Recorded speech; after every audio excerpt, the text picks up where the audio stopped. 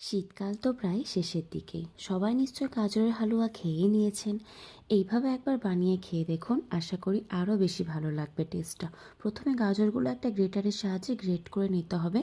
এমন ছোট ছোট ছিদ্রওয়ালা গ্রেটার ইউজ করলে টেস্টটা আরও একটু এনহ্যান্স হবে। অন্যদিকে গ্যাস ওভেনে 1.5 লিটার মতো দুধ গ্যাসের ফ্লেমে লো করে জাল দিতে থাকুন।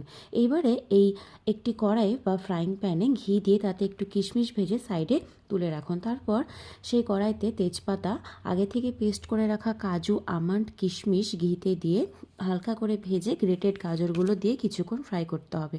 গাজরগুলো নিজেই জল ছেড়ে দেবে কিছুক্ষণ পর। এবার সাইডে ফুটতে থাকা দুধের মধ্যে মিশ্রণটা ট্রান্সফার করে দিন। মিনিট 15 মতো গ্যাস হালকা করে গাজর সেদ্ধ হতে দিন। এই সময় দুধে কেশর দিলে খুব সুন্দর রং ছাড়ে। তারপরে দিয়ে দিন কিশমিশ, খেজুর গুড় বা স্বাদমতো চিনি। শেষে একটু এলাচ গুঁড়ো ছড়িয়ে পরিবেশন করুন গাজরের হালুয়া। ভালোবেসে গাজরের পায়েসও নাম দিতে পারেন। 2-3 ঘন্টা ফ্রিজে রেখে খেলে পরে স্বাদ অমৃতের থেকে কিছু কম লাগবে না। এইরকম সুন্দর সুন্দর ভিডিও রোজ পেতে চ্যানেলটাকে সাবস্ক্রাইব করতে একদম ভুলবেন না। খুব ভালো থাকবেন আর সকলকে ভালো রাখবেন। রেসিপিটা একবার নিজেরা বাড়িতে ট্রাই করবেন আর আমাকে জানাবেন কেমন লাগলো আপনাদের। তাহলে আসি, আবার দেখা হবে অন্য একটা দিনে অন্য একটা নতুন ভিডিওর সাথে। টাটা।